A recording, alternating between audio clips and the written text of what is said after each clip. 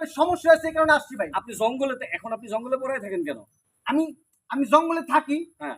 এটা আমার দাড়ি ফালান। আমি আপনি দাড়ি ফালায় টিকটক করেন। দাড়ি ফালাবো না চুল ফালাবো এটা আমার ব্যক্তিগত কেন? ব্যাপার। আমি এজ এ মুসলিম হিসেবে আপনার এটা প্রতিবাদ করতে পারি না?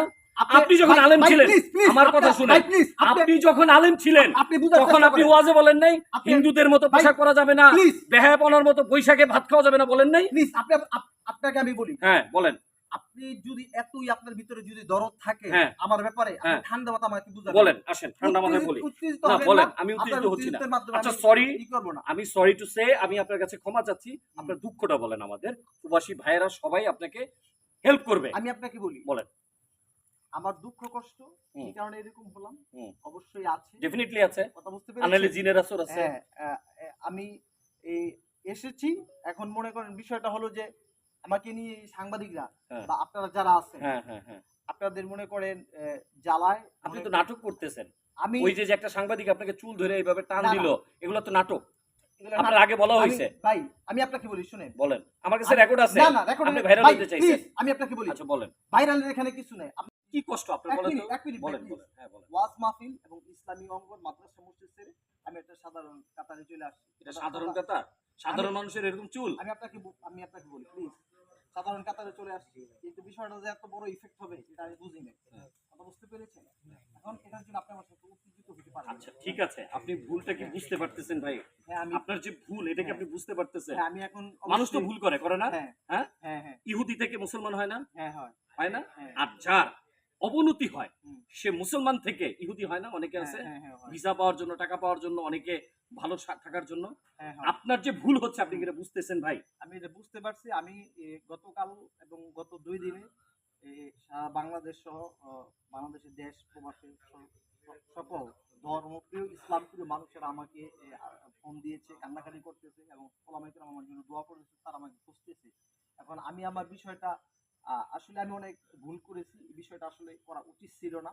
বেশি অবশ্যই বাড়াবাড়ি হয়ে হ্যাঁ, গেছে অনেক বিষয়টা। বাড়াবাড়ি। আসলে দেখেন অনেকে ভাবতেছে যে আমি ভাইরাল হওয়ার জন্য। আসলে দেখেন একটা সময় ইসলামিক অঙ্গনের অনেক বড় স্টার ছিলাম। বড় বড় মাহফিলে প্রোগ্রাম করেছেন, আলোচনা মানুষকে বুঝিয়েছেন। মানুষকে বুঝিয়েছি। যে জায়গায় আজকে আমাকে আপনাদের মতো সাধারণ মানুষ বুঝায়। কথা বুঝতে পেরেছেন? আসলে ওলামায়ে কেরাম তো আমাকে নক দিয়েছে, বা সবচেয়ে বড় যে বিষয়টা আমি মনে করি যে আমি আসলে ইসলামী অঙ্গনে আবার ফিরে যাবো, আমি বিষয়টা ভাবিনি। অনেকে ভাবতেছে যে ভাইরালের দান দেয় আবার ২ দিন পরে ঘুরে ফিরে বাজেট আসবে। বাড়ানোর জন্য। বাজেট এটাই আপনারা ভাবে। কেউ ডাকে না কল দেওয়ার জন্য। এটাই ভাবে। এটা আমিও মনে হ্যাঁ, করতেছি। কিন্তু হ্যাঁ। বিষয়টা এরকম না। বিষয়টা হচ্ছে যে আমি মনে করি যে হেদায়েত একমাত্র আল্লাহর হাতে। বুঝতে পেরেছেন? আর আল্লাহর কাছে মানুষ কিছু চাইলে আল্লাহ ওটা ফেরত দেয় না। আচ্ছা কত টাকা লাগছে আপনার এটা করতে? আপনি এটা করতে কত টাকা লাগছে? ৭,০০০ টাকা নিছিল। ৭,০০০। হ্যাঁ, বিষয়টা হচ্ছে যে আমার মনে হয় যে সবাই যেই পরিমাণে দোয়া করছে, দোয়ার ধাক্কায় ভাই সত্যি কথা বলতে ভাইয়া আমি ভাই অনেক ভুল করছি ভাই। সরি ভাই। দর্শক, আমি বিষয়টা যেটা বুঝাতে চেয়েছি, কিছু কন্টেন্ট ক্রিয়েটর তারা ভাইরালের জন্য হয়তোবা ভাইরাল করার জন্য এই কাজটা হয়তো করেছে। উনিও হয়তো ভুলটা বুঝতে পেরেছে। মনে রাখবেন, মানুষ মাত্রই ভুল হয়। আমার মনে হয় এই ভাই তার ভুলটা বুঝতে পেরেছে। ভাই আপনি কি সত্যি মানে আমার উপরে কোনো রাগ করছেন? আমার ভাই কত মানুষে ফোন দিছে ভাই, বিশ্বাস করে ফোন দিয়ে কাইন্দা দিছে। আপনি এই কাজ কেন করলেন ভাই?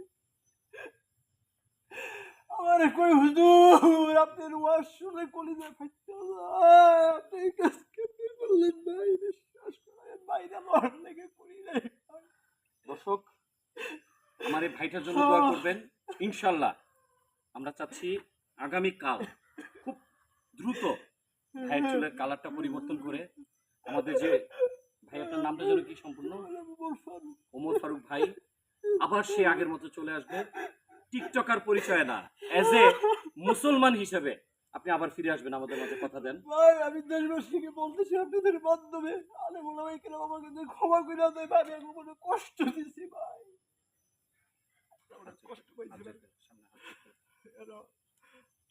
প্রিয় দেশবাসী ওলামায়ে কেরাম, মিডিয়ার মাধ্যমে ২ দিনে ভাই দেশে ইসলামের অনেক বড় দুর্টা হয়েছে। ওলামায়ে কেরামের সাথে আঘাত করছে। আমি আপনাদের কাছে হাত জোড় করে ক্ষমা চাই, কান ধরে আমি আর জীবনে যাই হোক, আমরা আসলে চাই আমার ভাই, এই ভাইটা আগের মতো ফিরে আসুক।